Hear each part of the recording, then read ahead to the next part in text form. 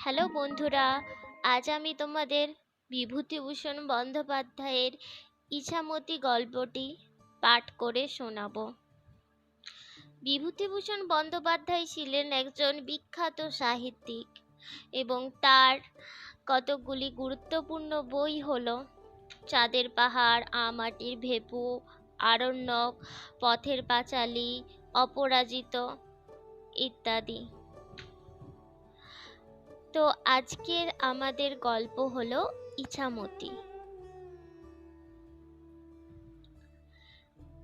ইছামতি একটি ছোট নদী, অন্তত যশোর জেলার মধ্য দিয়ে এর যে অংশ প্রবাহিত সেটুকু। দক্ষিণে ইছামতির কুমির কামট, হাঙর, সংকুল বিরাট নোনাগাঙে পরিণত হয়ে কোথায় কোন সুন্দরবনে সুন্দরী গরান গাছের জঙ্গলের আড়ালে বঙ্গোপসাগরে মিশে গিয়েছে, সে খবর যশোর জেলার গ্রাম্য অঞ্চলের কোনো লোকই রাখে না। ইছামতির যে অংশ নদিয়া ও যশোর জেলার মধ্যে অবস্থিত, সে অংশটুকুর রূপ সত্যিই এত চমৎকার, যারা দেখবার সুযোগ পেয়েছেন তারা জানেন। কিন্তু তারাই সবচেয়ে ভালো করে উপলব্ধি করবেন যারা অনেক দিন ধরে বাস করছেন এ অঞ্চলে।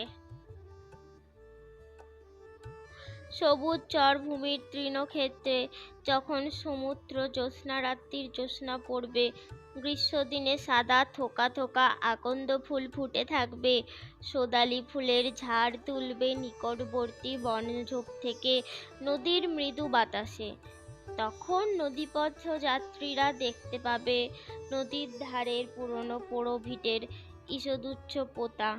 বর্তমানে হয়তো আকন্দ ঝোপে ঢেকে ফেলেছে তাদের বেশি অংশটা, হয়তো দু একটা ওয়ের ঢিপি গজিয়েছে কোনো কোনো ভিটের পোতায়।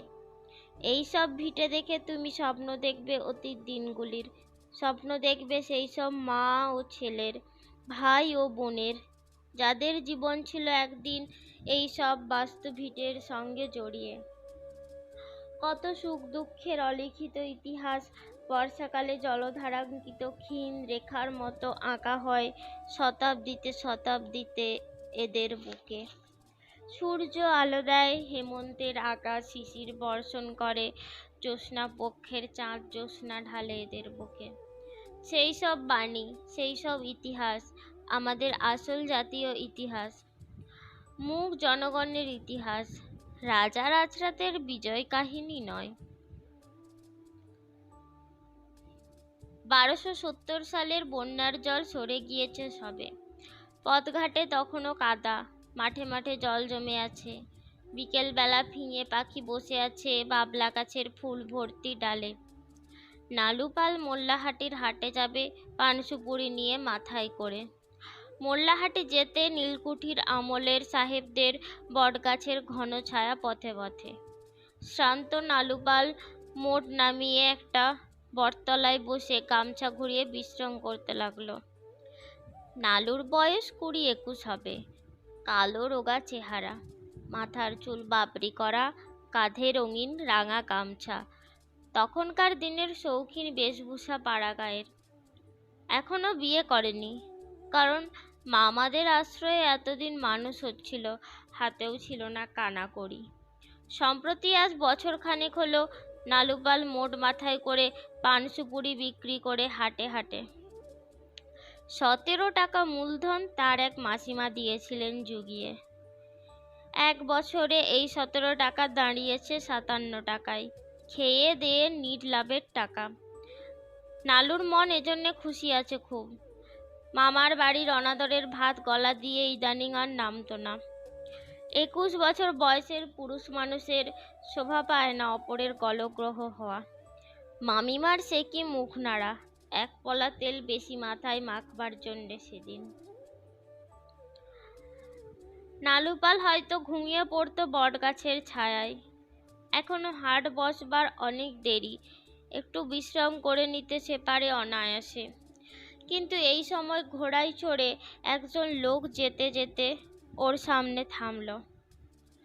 নালুপাল সসম্ভ্রমে দাঁড়িয়ে উঠে বলল,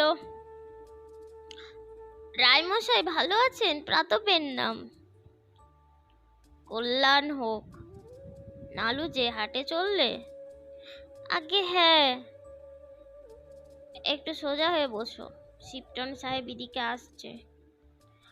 বাবু, রাস্তা ছেড়ে মাঠে নেমে যাব? বড্ড মারে শুনেছি। না না, মারবে কেন? ওসব বাজে কথা। বসো এখানে। ঘোড়ায় যাবেন? না, বোধহয় টমটমে। আমি দাঁড়াবো না। মোল্লাহাটির নীলকুঠির বড় সাহেব শিপটনকে এ অঞ্চলে বাঘের মতো ভয় করে লোকে। লম্বা চওড়া চেহারা, বাঘের মতো গোল মুখখানা, হাতে সর্বদাই চাবুক থাকে। এ অঞ্চলের লোক চাবুকের নাম রেখেছে শ্যামচাঁদ। কখন কার পিঠে শ্যামচাঁদ অবতীর্ণ হবে তার কোনো স্থিরতা না থাকাতে সাহেব রাস্তায় বেরোলে সবাই ভয়ে সন্ত্রস্ত থাকে। এমন সময় আর একজন হাটুরে দোকানদার সতীশ কলু মাথায় সরষের তেলের বড় ভাঁড় চ্যাঙারিতে বসিয়ে সেখানে এসে পড়ল। রাস্তার ধারে নালুকে দেখে বললে, চলো, যাবে না? বসো, তামাক খাও। তামাক নেই। আমার আছে, দাঁড়াও, শিপটন সাহেব চলে যার আগে। সাহেব আসছে কেডা বললে? রায়মশাই বলে গেলেন। হঠাৎ সতীশ কলু সামনের দিকে সব হয়ে চেয়ে দেখে সাঁড়া আর শ্যাওড়া ঝোপের পাশ দিয়ে নিচের ধান ক্ষেতের মধ্যে নেমে গেল। যেতে যেতে বললে, চলে এসো, সাহেব বেরিয়েছে। নালু পাল পানের মোট গাছতলায় ফেলে রেখেই সতীশ কলুর অনুসরণ করল। দূরে ঝুমঝুম শব্দ শোনা গেল টমটমের ঘোড়ার। একটু পরে সামনের রাস্তা কাঁপিয়ে সাহেবের টমটম কাছাকাছি এসে পড়ল এবং থামবি তো থাম, একেবারে নালুপালের আশ্রয়স্থল ওদের বটতলার ওদের সামনে। বটতলায় পানের মোড় মালিকহীন অবস্থায় পড়ে থাকতে দেখে সাহেব হেঁকে বললে, এই এই মোট কাহার আছে? নালুপাল ও সতীশ কলু ধান গাছের আড়ালে কাঠ হয়ে গিয়েছে ততক্ষণ। কেউ উত্তর দেয় না। টমটমের পেছন থেকে নফর মুচি আরদালি হাঁকলো, কার মোট পড়ে রে গাছতলায়? সাহেব বললে, উত্তর দাও, কেডা আছে? নালুপাল কাছুমাছু মুখে জোর হাতে রাস্তায় উঠে আস্তে আস্তে বললে, সাহেব, আমার। সাহেব ওর দিকে চেয়ে চুপ করে রইল, কোনো কথা বললে না। নফরমুচি বললে, তোমার মোট? আগে হ্যাঁ। কি করছিলে ধান খেতে? আগে আগে। সাহেব বললে, আমি জানে আমাকে ডেকে সব লুকায়। আমি সাবাদা আছি না ভাল্লুক আছি? হ্যাঁ? প্রশ্নটা নালুপালের মুখের দিকে তাকিয়েই, সুতরাং নালুপাল ভয়ে ভয়ে উত্তর দিলে, না সাহেব। ঠিক, মোট কিসের আছে? পানের সাহেব। মোল্লাহাটির হাটে নিয়ে যাচ্ছ? আগে হ্যাঁ। কি নাম আছে তোমার? আগে শ্রী নালমোহন পাল। মাথায় করো, ভবিষ্যতে আমায় দেখে লুকাবে না। আমি বাঘ নই, মানুষ খায় না। যাও, বুঝলে? আগে। সাহেবের টমটম চলে গেল। নালুপালের বুক তখনও ঢিপ ঢিপ করছে। বাবা, এক ধাক্কা সামলানো গেল বটে আজ। সে শীষ দিতে দিতে ডাকলো, ও সতীশ খুড়ো। সতীশ কলু ধান গাছের আড়ালে আড়ালে রাস্তা থেকে আরো দূরে চলে গিয়েছিল। ফিরে কাছে আসতে আসতে বলল, যাই। বাবা, কত দূর পালিয়েছিলে? আমায় ডাকতে দেখে বুঝি দৌড় দিলে ধান বন ভেঙে? কি করি বলো, আমরা হলাম গরিব সুরকো নোক। শ্যামচাঁদ পিঠে বসিয়ে দিলে করছি কি তাই বলো দিনি। কি বললে সাহেব তোমারে? বললে ভালোই।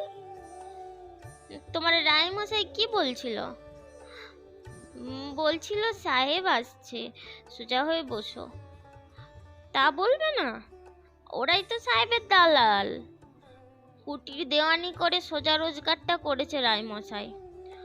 অত বড় দোমহলা বাড়ি তৈরি করলে সে বছর।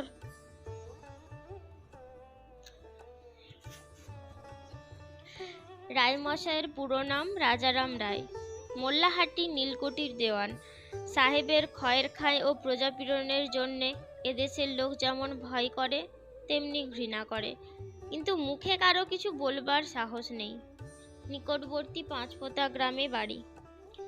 বিকেলের সূর্য বাগানের নিবিড় সবুজের আড়ালে ঢলে পড়েছে।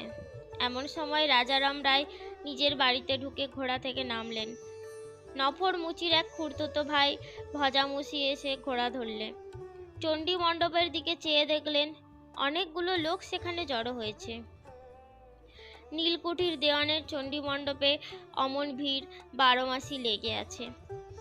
কত রকমের দরবার করতে এসেছে নানা গ্রামের লোক।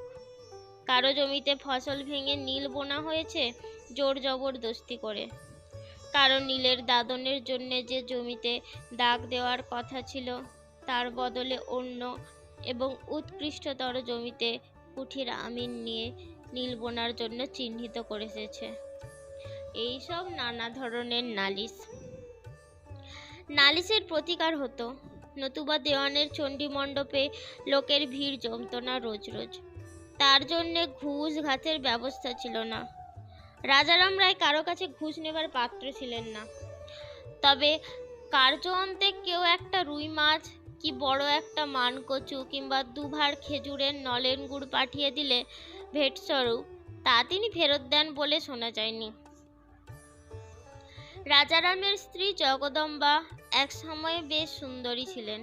পরনে লাল পেড়ে তাঁতের কোড়া শাড়ি, হাতে বাউটি পইছে, লোহার খাড় ও শাখা, কপালে চওড়া করে সিঁদুর পরা, দোহারা চেহারার গিন্নিবান্নি মানুষটি। জগদম্বা এগিয়ে এসে বললেন, এখন বাইরে বেরিও না, সন্ধে আহ্নিক সেরে নাও আগে। রাজারাম হেসে স্ত্রীর হাতে ছোট্ট একটা থলি দিয়ে বললেন, এটা রেখে দাও। কেন, কিছু জলপান আছে বুঝি? আছেই তো, মুড়ি আর ছোলা ভেজেছি। বাহ বাহ, দাঁড়াও আগে হাত পা ধুয়ে নিই। তিলু বিলু নীলু কোথায়? তরকারি কুটছে। আমি আসছি, তিলুকে জল দিতে বলো। সন্ধ্যা উত্তীর্ণ হয়ে যাওয়ার পর রাজারাম রান্নি করতে বসলেন রোয়াকের এক প্রান্তে। তিলু এসে আগেই সেখানে একখানা কুশাসন পেতে দিয়েছিল। অনেকক্ষণ ধরে সন্ধ্যা আহ্নিক করলেন, ঘণ্টা খানেক প্রায়। অনেক কিছু স্তব পড়লেন। তিলু এসে বললে, দাদা ডাব খাবে এখন? না, মিছরির জল নেই। মিছরি ঘরে নেই দাদা। ডাব থাক, তুই জলপান নিয়ে আয়। তিলু একটা কাঁসার জামবাটিতে মুড়ি ও ছোলা ভাজা সরষের তেল দিয়ে জবজবে করে মেখে নিয়ে এলো। সে জামবাটিতে অন্তত 1/2 কাঠা মুড়ি ধরে। বিলু নিয়ে এলো একটা কাঁসার থালায় 1 থালা খাজা কাঁঠালের কোষ। নীলু নিয়ে এলো 1 ঘটি জল ও একটা পাথরের বাটিতে 1/2 পোয়াটা খেজুর গুড়। রাজারাম নীলুকে সস্নেহে বললেন, বস নীলু, কাঁঠাল খাবি? না দাদা, তুমি খাও, আমি অনেক খেয়েছি। বিলু নিবি? তুমি খাও দাদা। জগদম্বা এতক্ষণে আহ্নিক সেরে এসে স্বামীর কাছে বসলেন। তুমি সারাদিন খেটে খুটে এলে, খাও না জলপান, না খেলে বাঁচবে কিসে? পোড়ার মুখ সাহেবের কুঠিতে তো ভূত নন্দী খাটুনি। রাজারাম বললেন, কাঁচা লঙ্কা নেই, আনতে বলো। বাতাস করব? ও তিলু, তোর ছোট বৌদিদির কাছ থেকে কাঁচা লঙ্কা চেয়ে আন। ডালের ধরা গন্ধ বেরুলো কেন দেখতো না? ও নেত্য পিসি, ছোট বউ গিয়ে দেখতো। জগদম্বা কাছে বসে বাতাস করতে করতে বললেন, ও গো, জলপান খেয়ে বাইরে যেও না, একটা কথা আছে। কি? বলছি ঠাকুর ঝিরে চলে যাক। চলে গিয়েছে? ব্যাপার কি? একটি সুপাত্র এসেছে এই গ্রামে, ঠাকুরজিদের বিয়ের চেষ্টা দেখো। কে বলো তো? সন্ন্যাসী হয়ে গিয়েছিল, বেশ সুপুরুষ, চন্দ্র চাটুর্যের দূর সম্পর্কের ভাগ্নে। সে কাল চলে যাবে শুনছি। একবার যাও না সেখানে। তুমি কি করে জানলে? আমাকে দিদি বলে গেলেন যে দুবার এসেছিলেন আমার কাছে। দেখি দেখি বললে চলবে না। তিলুর বয়স হলো 30, বিলুর 27। এরপরে আর পাত্তর জুটবে কোথা থেকে শুনি? নীলকুঠির কিচিরমিচির একদিন বন্ধ রাখলেও ক্ষতি হবে না। তাই যাই তবে, চাদরখানা দাও, তামাক খেয়ে তবে বেরোবো।